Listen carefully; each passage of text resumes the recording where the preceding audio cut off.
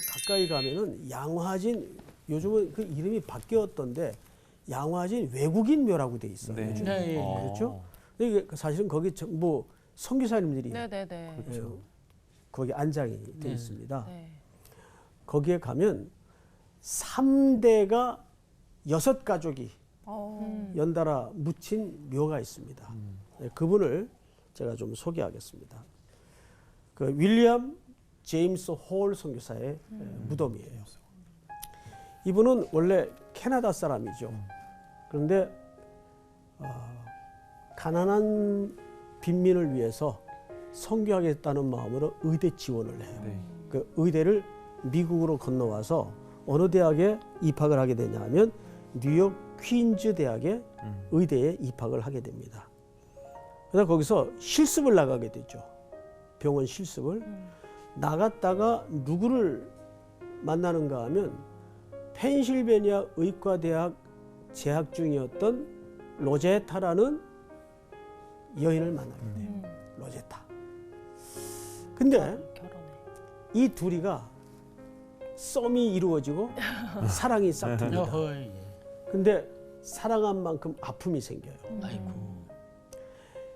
이 윌리엄 제임스 홀은 중국으로 선교 가기를 원했어요.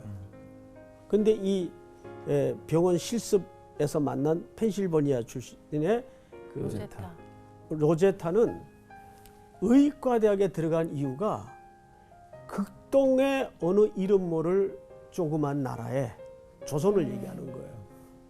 여의사가 한 명도 없이 있다는 깜깜한 소식을 듣게 되고 많은 여인들이 전부 그때는 의사래 남자들이니까 네.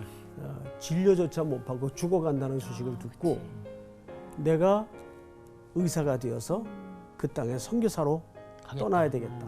그러니까 둘은 약혼을 했는데 신랑은 중국. 중국으로 가기를 원했고 신부는 조선 땅으로 가기를 원했던 거예요. 아, 이런 비극이 어디 있어요? 결국은 약혼을 한 채 신랑은 중국 땅으로 아이고. 로제타는 조선 땅으로 오게 됩니다. 그런데 그 땅에 머물면서 중국 땅에서 선교를 하다가 로제타를 너무너무 그리워한 나머지 예. 이 윌리엄 제임스 홀이 선교 본부에다가 청원을 내요. 나를 조선 땅에 발령을 해 주십시오. 해서 이 윌리엄 제임스 홀이 조선 땅으로 건너와요. 그래서 거기서 결혼을 합니다. 그러니까 약혼과 결혼이 각각 다른 나라에서 이루어진 겁니다. 또 선교도 출발을 다른 나라로 갔었고. 그러다가 이 남편이 병이 들어서 죽어요. 그 남편이 30대 초반에. 근데 죽고 나서 장례를 치르고 끝났는데 보니까 배 안에 둘째가 들어선 걸 알게 됐어요. 딸인지 아들인지조차 모른 채. 그래서 그 아기를 낳으러 첫째 어린 아들을 데리고 미국으로 와요. 이 로제타가.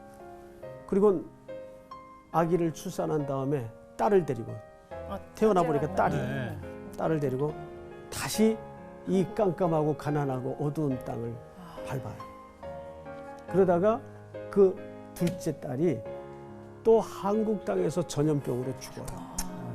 그러니까 아버지도 딸도 한국에 사역을 하다가 숨을 거두게 됩니다.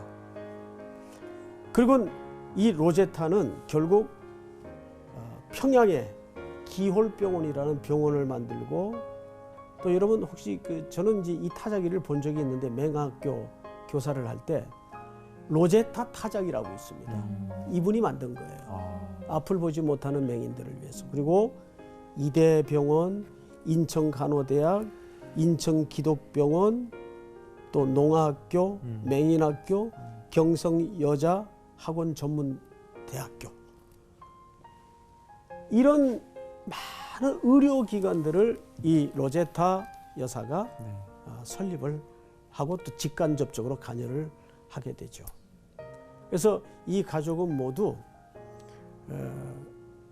6명의 가족들이 저 선교사들 묘지에 네. 안장이 돼 있어요. 제가 이 얘기를 하는 이유가 있습니다.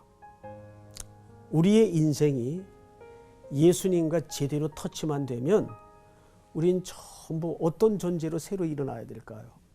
섬기는 존재.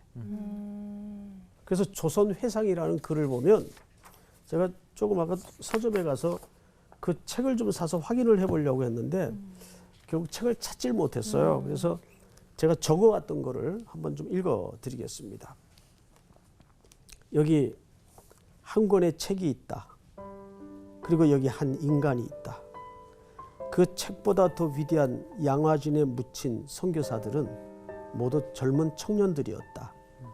가서 연역을 보면 나이들이 23, 26 사이에 한국 땅에 무모하게 건너와서 결코 무모하지 않게 죽어간 그런 청년들입니다. 그들이 처음 생면부지의 나라 조선에 간다고 했을 때 무모하다고 했다. 실제로 사랑하는 가족을 잃고 목숨을 잃기도 했다. 그렇게 헌신했지만 정작 복음 전파는 불법이라고 거절당하고 낯선 이방인이라고 무고당하고 사역의 열매는 초창기에 변변치 못했다. 그러나 이 이방인 그리스도인들은 한국을 포기하지 않았다. 죽기까지 사랑했고 죽어서도 자녀들이 사명을 이어갔다. 세상은 결코 이해할 수 없는 신비로운 사랑의 사명이었다. 이해받지 못했지만 그 신실한 신앙과 사랑이 고마워 조금씩 선교의 문이 열리더니 130년이 지난 이 땅의 방방곡곡마다 교회가 세워지고 천만의 그리스도인들이 생겨났다. 무모한 열정으로 시작된 조선 선교는 전후무한 선교의 역사가 되었다. 한국의 그리스도인으로서 양화진에 묻힌 선교사들과 그 가족들에게 갚을 수 없는 큰 빚을 졌다. 한국의 그리스도인들은 이제 죽도록 사랑하지 않으면 모두 죄인이 되었다. 이 말이 참 묵직한 부담감으로 자리 잡습니다. 마지막 한 문장만 읽고 마치겠습니다.